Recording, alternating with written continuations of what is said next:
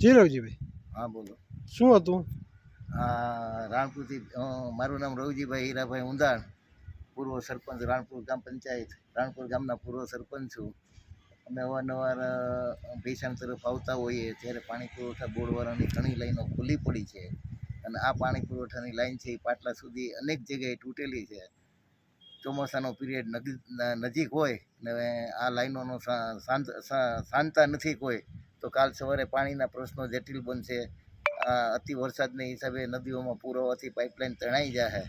તંત્રને બધાને ખબર છે, જાણી બૂજી અને અનેકવાર નીકળે છે, તંત્રને બધુંય દેખાય છે, તો આપણા સરકારના પૈસા ખોટી રીતે વેડફવાનું આખું વ્યવસ્થિત કારસ્તાન ચાલતું હોય એવું લાગે છે. શું કોન્ટ્રાક્ટરોને નથી ખબર? શું એના ઉપલા અધિકારી પાણી પુરવઠા બોર્ડને નથી ખબર? બધા કાયમ માટે નીકળે છે, બધા જોવે છે, છતાંય આંખ આડા કાન કરે છે. અને આવી તેમ પાણીના પ્રશ્નોમાં અત્યારે ઉનાળો હોય અને પૂરતું પાણી પણ નથી મળતું, તો આવી પાઇપલાઇનને જો સાંધવામાં આવે તો પૂરું પાણી તો મળે જનતાને.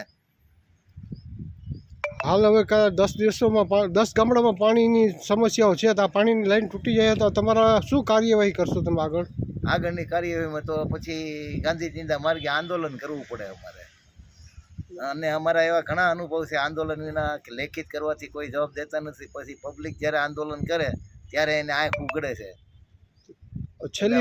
અમારે છેલ્લે ના છૂટકે આંદોલન કરવું પડે, એ ન થાય અને એની પહેલાં તંત્ર સમજીને આ બધું રિપેર કરી નાખે તો વધુ સારું. તંત્રને શું કહેશો તમે? તંત્રને તમે ઘણી વાર કહીને થાકી જાય છે, પણ કોઈ તંત્ર, દરેક ડિપાર્ટમેન્ટમાં કોઈ તંત્ર સંભાળતું નથી. મારો એક પ્રશ્ન હાલની તકે જુનાગઢ કલેક્ટર કચેરીમાં છેલ્લા 11 માસથી મને ગોથા ખવડાવે છે, તો આવા અનેક ડિપાર્ટમેન્ટો છે સરકારના કોઈ ધ્યાને લેતા જ નથી.